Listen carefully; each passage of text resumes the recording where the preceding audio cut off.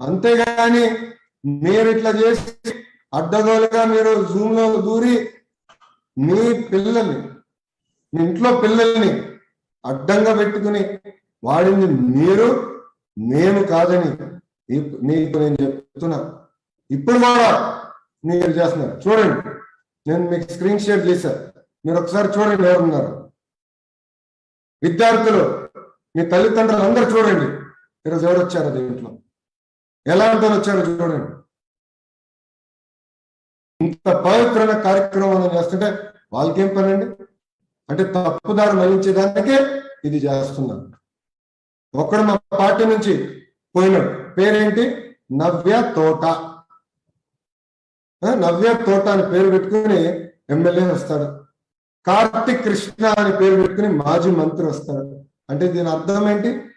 ఎందుకని మీరు భయపడుతున్నారు? స్ట్రైట్ గా రండి. ఆడోళ్ళ పేరు పెట్టుకుని ఎందుకు వస్తున్నారు? విద్యార్థుల పేర్లు పెట్టుకుని ఎందుకు వస్తున్నారు? స్ట్రైట్ గా రా, కమ్ స్ట్రైట్. నేను స్ట్రైట్ గా చెప్తున్నా, రా, డైరెక్ట్ గా మాట్లాడతాం. అంతేగాని ఇట్లా ఒక పవిత్రమైన కార్యక్రమాన్ని మీరు ఇట్లా చేస్తాం కరెక్ట్ కాదు. ఎస్, ఇప్పుడు కూడా నేను డిమాండ్ చేస్తున్నా, నేను స్పష్టంగా అడుగుతున్నాను. భారతదేశంలో ఏ రాష్ట్రంలో జరగని విధంగా ఆంధ్ర రాష్ట్రంలో 2 లక్షల